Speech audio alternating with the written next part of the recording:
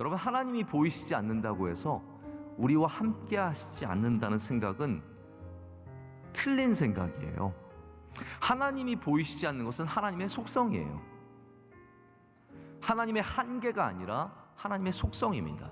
그래서 보이시지 않는 하나님이 지금도 우리를 위해 일하시며 지금도 나와 동행하신다는 것을 믿는 것이 동행의 첫 발걸음입니다. 여러분, 에스더서는 의도적으로 하나님의 이름을 숨기는 것이 분명합니다. 왜냐하면 나중에는 이것이 다 하나님의 역사임이 드러나기 때문입니다. 이 모든 순간들이 하나님의 뜻 안에 있었음을, 하나님이 우리와 동행하시는 순간임이 드러나기 때문입니다. 여러분, 어떻게 보면 문학적인 장치이죠. 에스더서에는 그래서 보이지 않는 것으로 가득해요.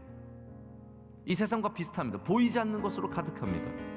먼저 에스더는요, 자기가 유대인이 사실 감추고 나가서 그렇게 왕비가 되었지만 나중에 아하수엘의 왕에게 자기의 민족과 자기의 종족을 밝히고 그 민족을 구원하는 일에 앞장섭니다. 자, 감추어졌던 것을 밝히게 됩니다. 모르드게도 마찬가지입니다. 왕이 잠이 안 올 때 역대일기를 가져다 읽히게 합니다. 근데 그때 무슨 내용을 읽게 됩니까? 모르드게가 왕의 암살범들을 알려준 일을 마침 그때 읽게 되는 겁니다. 그래서 감추어졌던 일이 드러나게 되죠. 하만의 계획도 원래는 감추어져 있었어요. 여러분, 나쁜 계획들, 모략들, 죽이려고 하는 수많은 악한 계획들 감추어져 있지만 하나님은 그것을 드러나게 하시고 실패하게 하십니다. 이것이 하나님께서, 동행하시는 하나님께서 우리에게 주시는 은혜입니다. 여러분, 우리 삶 속에서 내가 잘한 일들, 내가 훌륭하게 한 일들이 숨겨질 때가 있잖아요.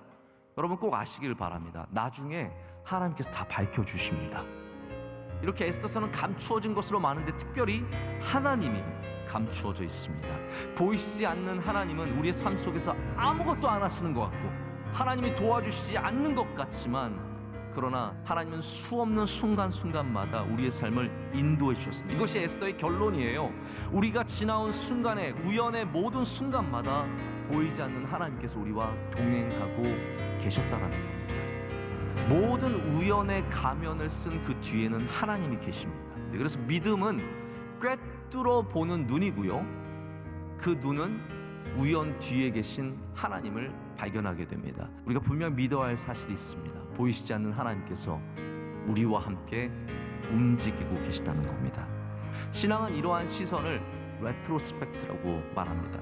그것은 뭐냐면 뒤돌아보면 발견할 수 있는 것들을 말하는 것이죠. 근데 그 시선을 오늘로 가져와야 된다는 거예요. 그리고 내일을 볼 수 있는 시선으로 삼아야 된다는 겁니다. 그것이 바로 보이지 아니하시는 하나님과 함께 할 수 있는 동행의 믿음이 될 줄로 믿습니다.